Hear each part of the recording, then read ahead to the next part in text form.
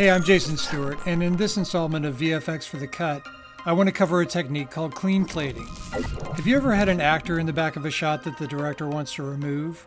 What about a shot you want to split screen, but the actor is in a different spot and the take you want to use doesn't cover them up? Before you can add anything, you'll need a clean plate, or reconstruction of the background with the thing you want to remove taken out. In a visual effects house, this might be done in Nuke with a little work in Photoshop. Some editors and VFX editors might do this with Mocha Pro's removal and megaplate tools, but in many cases you can do this right in Media Composer without any additional software or plugins, and that's what we're going to do next. Let's get into it.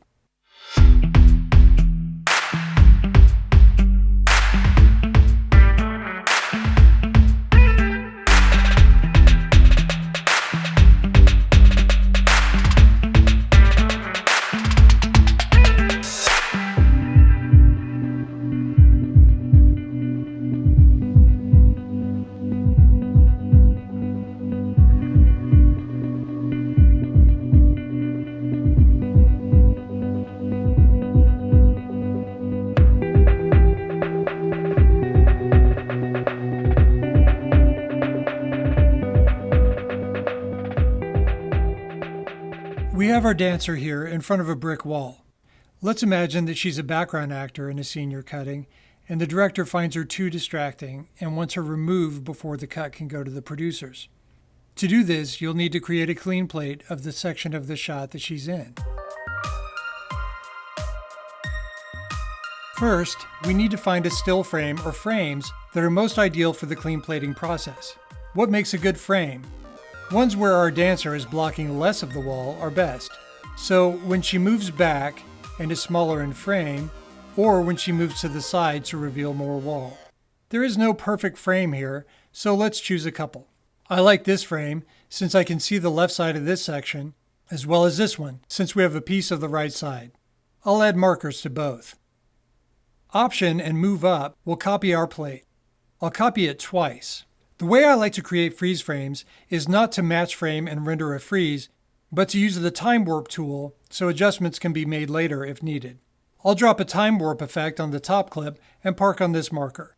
I'll click this anchor button, and now when I change my speed to 0, this frame will not be shifted no matter how much I speed up or slow down the clip. I'll do the same with the other marker on the other clip. Now I need to choose a hero frame to create my clean plate. I feel like this one is good because I can see a bit of roof detail, which I want to be included in the painted frame.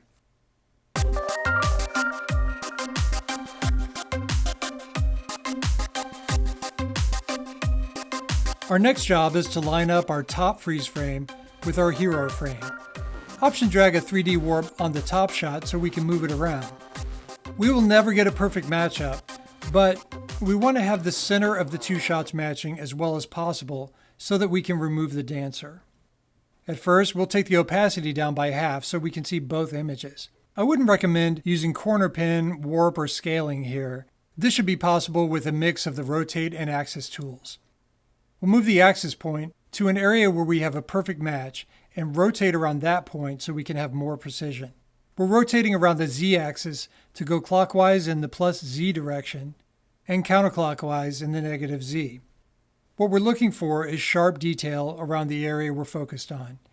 If the outer edges go a little blurry, that could be due to a few factors, but should not affect the outcome too much.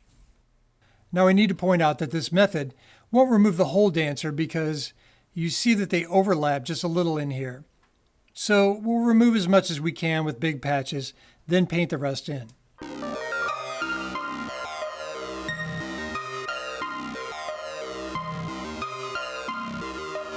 In other tutorials, you've probably seen the Animat tool, so I won't go into a huge amount of detail about the tool, but we'll use it to create masking to remove most of our dancer now. I'm on the uppermost layer, so I'll draw a mask around the dancer that is visible. I want to remove this area from my top plate, so we'll set the mask to key out. A little feathering will help it. If I solo this track by command clicking in the track light, you'll see that we have a frame with a big hole in it. Now by dropping this frame with the hole on top of my other frame, we're pretty much going to obscure the dancer from this shot.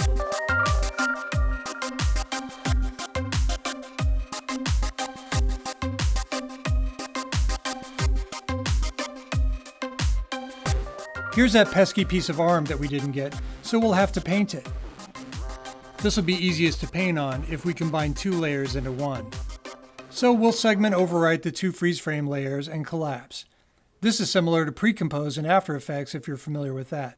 Now both frames are combined into one layer, and we can option drag the paint effect from the image category on top of the collapse. The paint effect can do a lot of cool stuff, but we really only need the clone tool here. If you've used the clone stamp in Photoshop and other programs, this will look familiar. We'll option click a sample and paint that back over our spot here. We'll never recreate perfectly what's there in reality, but we can hide the rest of the dancer with a convincing patchwork of strokes.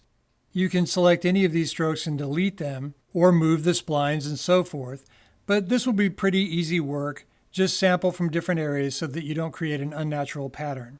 Okay, I'll say we're good on this. Now what?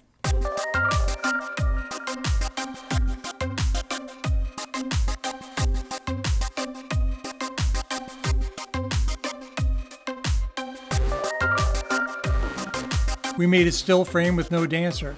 Do we need to do this for every frame? Luckily, we have a static background with a shot without any parallax, so we just need to mask this plate over the top and track it back on the original shot. Let's option drag another 3D warp on top of our painted frame to handle the tracking.